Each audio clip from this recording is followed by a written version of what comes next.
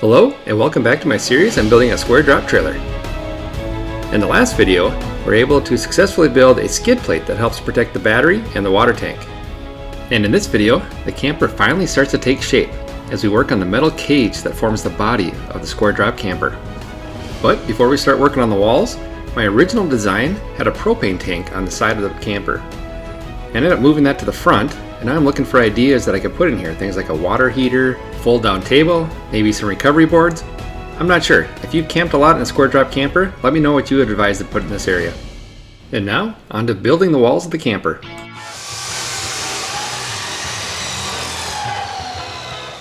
I did a quick sketch on the whiteboard. I ended up using that drawing to help determine the angles and the measurements of each cut piece. And when I was cutting them, I cut two at a time. That way I could make sure the left and the right walls were identical to each other.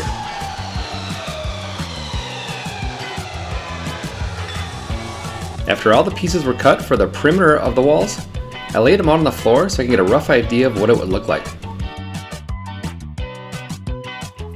And then I carried the pieces over to a makeshift welding table and I started tacking the pieces together.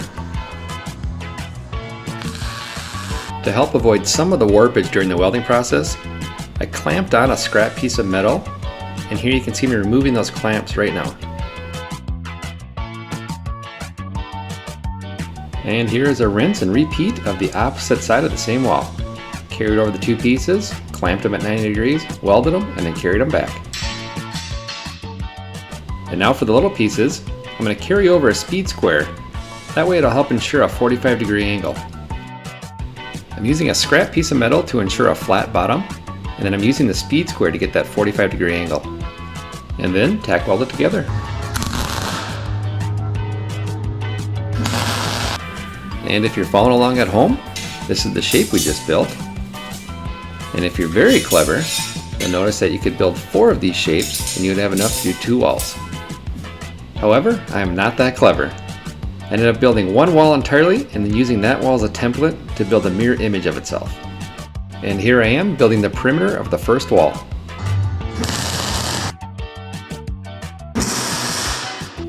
And then I laid out the cut pieces of the second wall on top of the first wall, clamped everything together, and then tack welded it together. After it was tacked, I finish welded it, and then I cleaned up the welds with a grinder.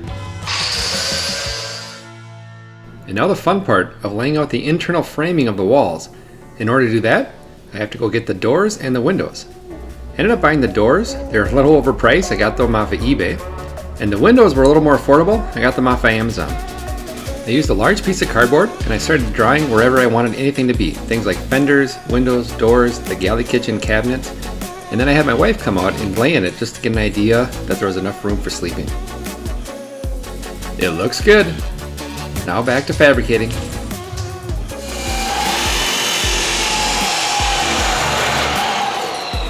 I ended up cutting 2 of everything. My left and right side walls are going to be mirror images of each other. We're going to have a door on each side and a window on each side. So after taking measurements, I cut all of the internal framing needed and then laid them out on the floor and got it ready for welding. The metal I decided to use in the body of the camper is a combination of 2 different types. They're both 14 gauge. One is 3/4 by 3/4 and the other is 1.5 by 3/4. After tack welding it together and checking for square, I flipped it over and I used this piece as a template for my next wall. I placed the second wall on top of the other wall, put all the cut studs where they need to be, clamped them together, and then tack welded them into place. And then I decided to get it off the floor to make it a little bit easier on my back.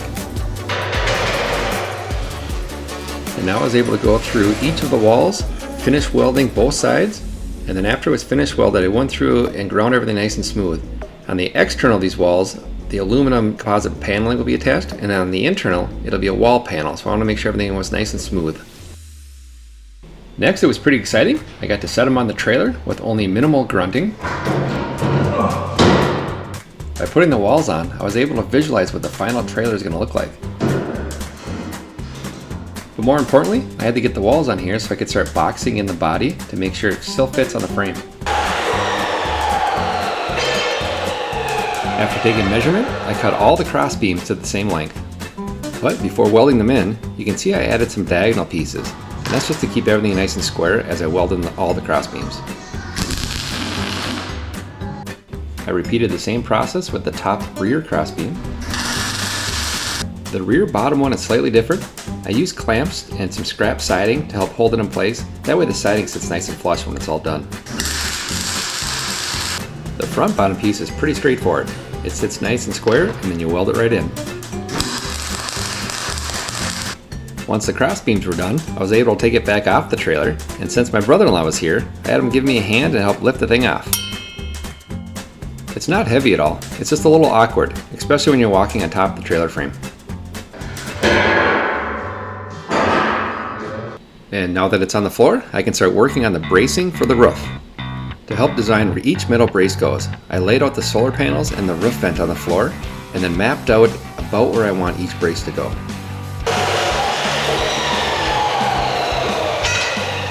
I started off by cutting the first brace.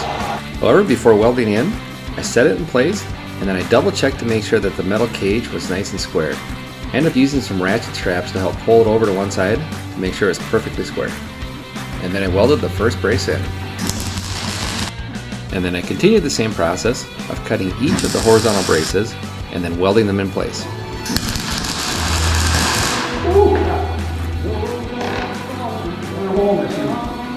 After burning a hole in my shoe, I was able to start working on the corner gussets and the longitudinal braces of the roof.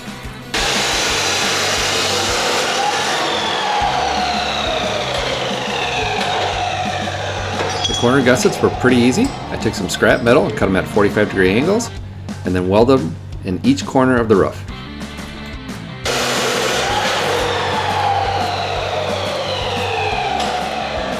The longitudinal braces were just as easy. The only thing tricky about these are some have to be in a specific location. They form the 14-inch by 14-inch box around the max air ceiling fan, and they also form the mounting locations of the solar panels. After these location-specific braces were mounted in, I was able to weld in the other longitudinal braces, and these are just 3/4 by 3/4 inch steel, and they provide structure to the roof, along with adding a surface to mount the future ceiling and roof panels to. Now that the roof of the trailer is completely caged in, I can start working on caging in the front of the trailer.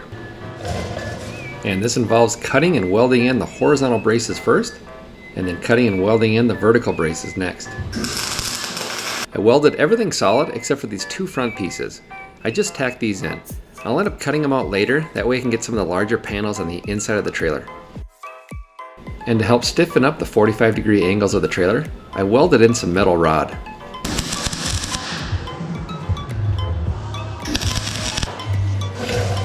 And then I repeated the same process on the rear of the trailer, starting with the horizontals and then the verticals. However, before doing any more bracing on the rear, I wanted to get an idea of where the rear hatch door would sit, so my wife helped me move the cage back onto the frame, and that way I could figure out the location of the rear hatch door. And speaking of the hatch, I got lucky and found one on Marketplace. However, I had to drive down to Iowa to pick it up. It's an RV baggage door with slam latches, and it happens to be the perfect size for my trailer. And the people at Campsite RV Sales were a pleasure to work with. And now that we have the rear hatch in the shop, I'm able to take measurements of the door and of the frame and start cutting some steel to get the braces in the correct location.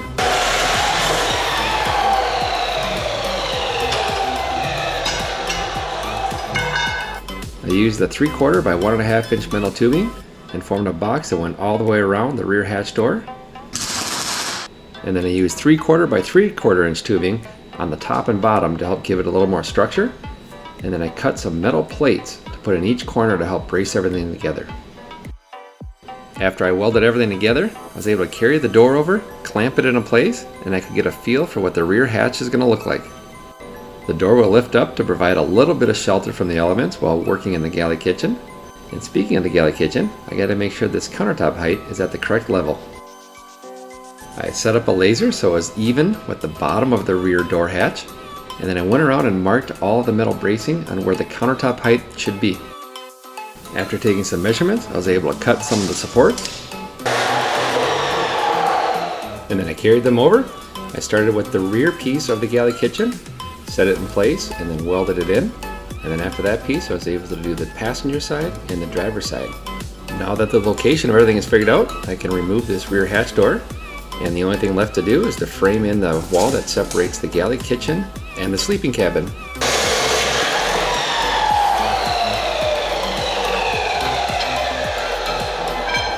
And this wall is pretty simple. It's just one cross beam across the top and these 4 studs that go vertical.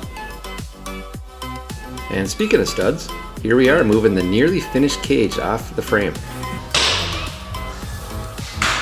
And we did this for 2 reasons. The first is so I can finish welding the ceiling, and the second is for the high fives. And this part was a little more labor intensive than I was anticipating. It took a lot of time to finish weld the bottom of the ceiling, and then I went through with the grinder and made sure everything was nice and smooth. That way the headliner would sit nice and flush to the ceiling. And then we flipped it back over so I could work on the exterior of the cage.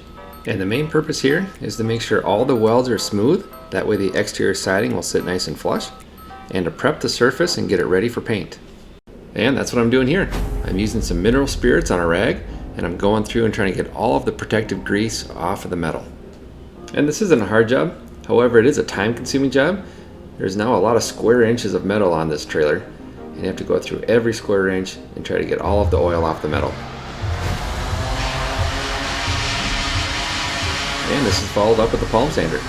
The sander gives it a nice uniform texture, or a nice etch, so the primer can stick to it.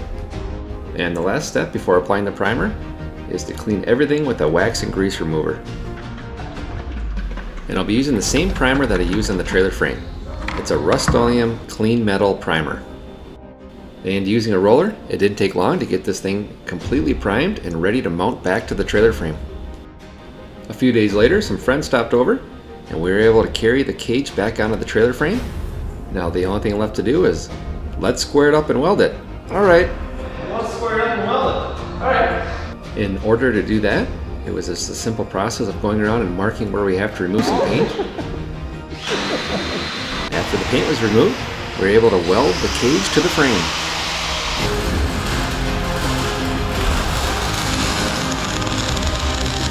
The only thing tricky about this were that some of the wires are on the frame rails and they might overheat, so I was pulling them out while Steve was going around and welding the cage to the frame. The only thing left to do now is to show it off, so I invited my wife back out to take a look.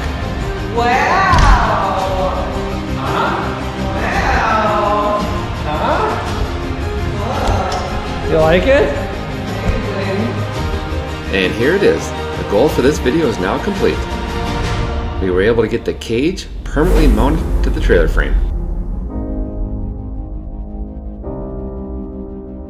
And stay tuned for the next video, where our goal is to get the plumbing and the electrical roughed in. But in order to do that, we're going to have to get some floors and wall panels installed.